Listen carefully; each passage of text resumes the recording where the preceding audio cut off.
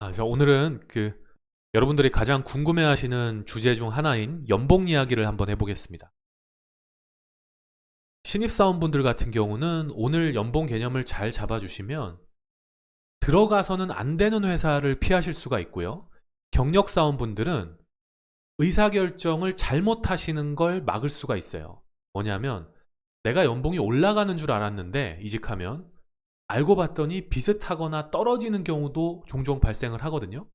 이런 잘못된 결정을 막으실 수 있도록 제가 오늘 영상을 한번 준비해 봤습니다.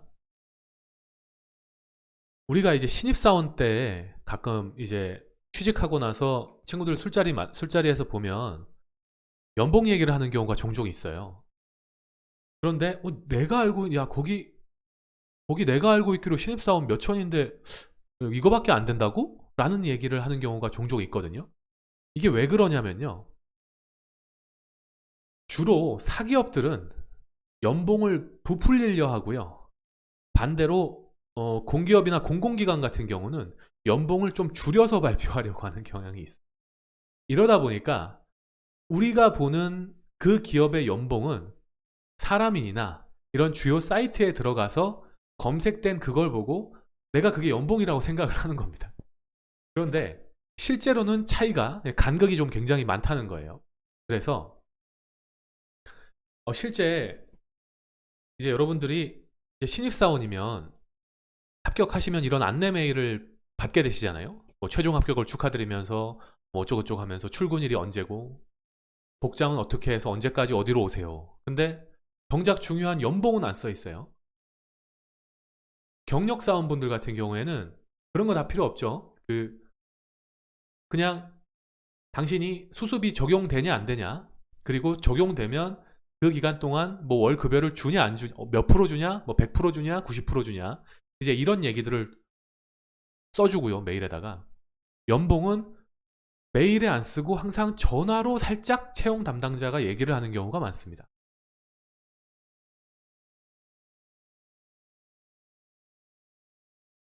이게 왜 그러냐면 우리나라의 연봉 구조가 너무 일단 복잡하게 되어 있고요. 연봉 안에는 지금 제가 보여드리는 이런 각종 여러 가지 항목들이 구성이 되어 있습니다. 상여금이다, 뭐 때에 따라서는 성과급이다, 식대, 통신비, 뭐 유류 지원비, 영업활동비 등등 5만 가지의 각종 수당과 이상한 기형적인 항목들이 연봉에 포함이 되어 있거든요. 그래서 오늘 이 시간에 제가 뭐 이 수당들을 다 분석하고 이걸 제가 말씀드리는 내용이 아니에요. 이렇게 복잡한 건 필요 없고 우리들은 이렇게 복잡한 구조 속에서 무엇을 챙길까를 알아두시는 겁니다.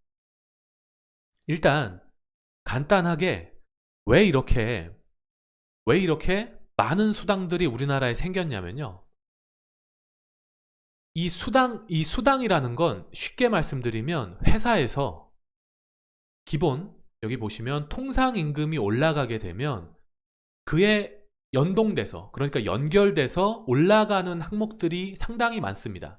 그래서 그렇게 기본 통상임금이라는 것과 연동돼서 임금이 대폭적으로 올라가는 걸 막게 하기 위해서 어느 회사든지 간에 이렇게 별도의 수당이라는 것들을 만들어 놓고 있어요. 이 수당의 그 성격에 따라서 물론 올라갈 수도 있고 올라가지 않을 수도 있는데 오늘은 뭐 그런 복잡한 얘기를 하려고 하는 게 아니니까요. 기본적으로 생각해 두실 거는 이 수당을 회사에서 만드는 건 기본급이 인상되면 그에 따라서 함께 올라가는 항목들이 많으니 회사에 이런 수당이라는 게 어디나 존재하는구나 라는 정도만 일단 알아두시는 거예요. 그리고 나서 우리한테 필요한 건 뭐예요? 그래서 내가 세후로 얼마 받는 거예요? 그리고 입사할 때 체크해야 될 게 뭐가 있나요? 이제 이게 궁금하신 거잖아요.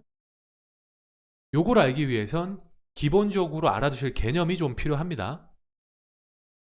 먼저 우리가 알고 있는 연봉은 크게 보면 이렇게 5가지를 생각해 보실 수 있어요. 계약연봉, 그러니까 기본연봉이라는 게 있고요. 상여, 성과급, 그 다음에 시간외 근로, 그러니까 연장, 야간, 휴일 수당이라고 하는 게 있고요. 그리고 기타 수당이라는 항목으로 구성이 됩니다. 하나씩 조금 어려우실 수 있는데 들어보시면 다 이해되시니까 찬찬히 하나씩 일단 기본 개념을 설명드릴게요. 중요한 내용 중에 하나인데요. 상여는 어느 회사든 간에 연봉에 포함이 된 금액이고요.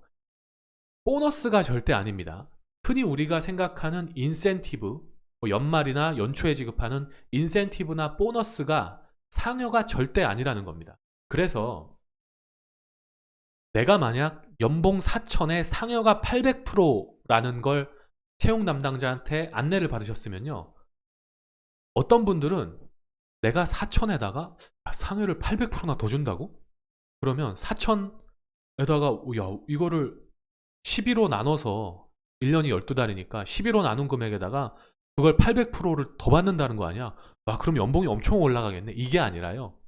상여는 이 800%라는 개념 자체가 내 연봉 안에 포함되어 있다는 거예요. 그래서 연봉 4천의 상여 800%는 4천을 20개로 나누어서 주겠다는 겁니다.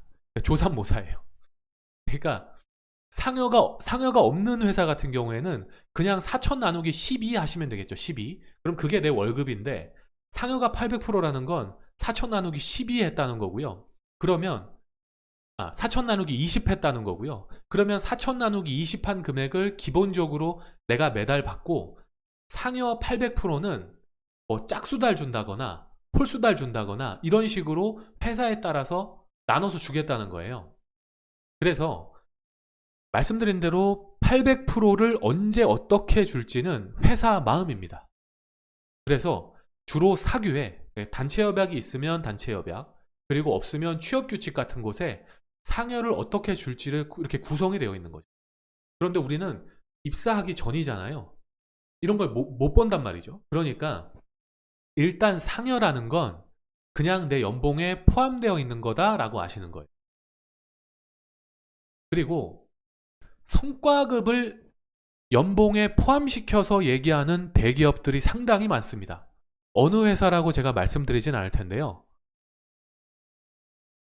일단 연봉에다가 성과급을 포함시켜주는 행위 자체는 정말 해서는 안 되는 거예요.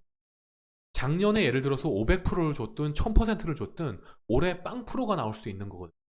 그래서 성과급은 일단 연봉에 포함돼서는 안 되는 개념인데, 그리고 이 성과급이라는 건 작년에 실적이 좋아서 줬어도 올해도 좋아도 올해 안 줄 수도 있는 겁니다. 이건 사장님 마음이고 회장님 마음이고 실적이랑 꼭 반드시 비례해서 받을 수 있다고 생각하시는 것도 잘못된 거예요. 그래서 헤드헌터들 조심하셔야 됩니다. 물론 이 영상을 헤드헌터 분들이 보신다면 되게 싫어하시겠지만, 그 다음으로 시간의 근로라고 하는 거 있잖아요. 연장, 야간, 휴일, 수당. 이 개념은 내 시급에다가 1.5배를 가산해서 주는 개념인데요. 이건 급여 담당자가 알아서 계산하니까 우리는 별로 신경 쓰실 필요 없어요. 신경 쓰실 필요 없습니다. 그리고 기타 제가 앞에 보여드렸던 수많은 수당들 있죠. 뭐 체력 단련 수당이다, 뭐 생산성 향상 수당이다, 이런 수당들도 알아서 계산 다 합니다. 그러니까 우리는 골치 아프게 생각하실 필요 없어요. 그러면 뭐 그런 걸 알아두실 필요는 없고, 이제 제가 이따가 설명드린 체크만 몇 가지 체크만 하시면 되는데, 어쨌든 이런 것들도 세금은 다 뗍니다. 당연히 세금 다 떼니까 참고하시고요. 우리가 입사 전에 반드시 체크해야 될 거는 무엇인지 한번 살펴보겠습니다. 먼저 이제 통상 최종 합격까지 이제 최종 합격 됐습니다라고 발표를 하고요. 그러고 나면 당신이 연봉이 얼마고 직급은 뭐고 몇 년 차다라고 이제 안내를 해줄 겁니다. 그러면 내 계약 연봉이 얼마인지를 물어보셔야 돼요. 그리고 그러면 인사 담당자가 통상 계약 연봉 안에 요게 포함되었다라고 얘기해 줄 수도 있고요. 그냥 귀찮으니까 얘기 안 해줄 수도 있습니다. 그런데 만약에 들었더니 계약 연봉 안에 성과급이 포함되어 있다라거나 퇴직금이나 복지 카드로 지급한 급여 연 100만 원이 포함되어 있다라거나, 그리고 작년에만 그냥 깜짝 줬던 추석에 뭐 50만 원, 이런 게 내 연봉에 포함돼서 얘기를 할 수도 있는 거예요. 그래서 이런 것들은 반드시 체크를 하셔야 되고, 여기서 좀 중요하게 말씀드릴 게 뭐냐면, 퇴직금을 연봉에다가 포함시키는 회사는 가지 마세요. 불법입니다.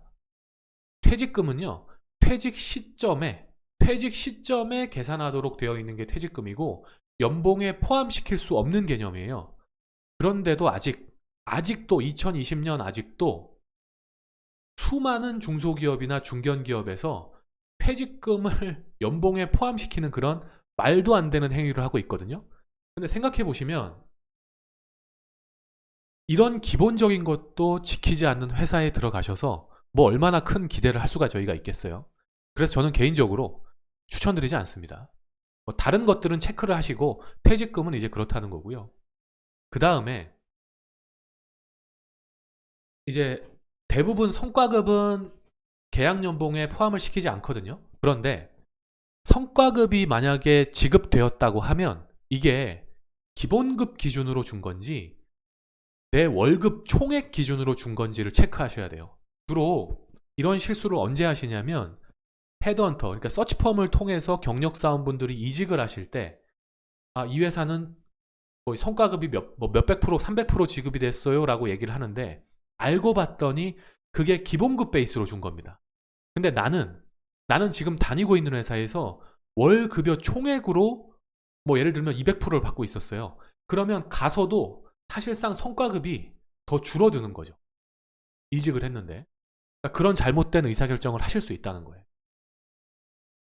그리고 이제 수당 중에서 내가 고정적으로 받는 게 있으면, 만약에 있다면 그 수당 항목이 뭐고 얼마예요? 라고 물어보시는 게 좋습니다. 식대를 돈으로 주는 회사도 있고 뭐 이렇게 토큰으로 주는 회사도 있고 되게 다양하잖아요. 통신비, 유류지원비, 뭐 기술수당이나 각종 수당들, 이런 것들이 내가 고정적으로 월급 형태로 받는 게 있습니까? 그리고 있다면 그게 얼마인가요? 라고 물어보시는 거죠. 그러면 그게 예를 들어서 30만 원이면, 월 30만 원이면 1년이면 360만 원이거든요. 그러면 그 금액을 포함시키느냐 아니냐에 따라서는 내 연봉 금액이 상당히 차이가 있을 수 있기 때문이죠. 오늘 말씀드린 대로 앞에 제가 몇 가지 설명드렸죠. 여기 앞을 좀 다시 한번 정리를 해드리면, 내 계약연봉 얼마인지 체크하시고, 계약연봉에 포함되어 있는 게 뭔지 체크하시고, 그리고 만약에 성과급이 만약에 지급이 됐으면 그게 기본급이냐 월급이냐, 그리고 별도 수당으로 받는, 고정적으로 받는 수당이 뭔가, 이런 항목들을 반드시 체크하시기를 부탁드리고요. 만약에 이직하시기 전이라면, 그리고 신입사원 입사하시기 전이라면 이 영상 한번 꼭 보셨으면 좋겠고요. 안 보신 분들한테 추천도 꼭 부탁드리겠습니다. 긴 영상 봐주셔서 감사합니다.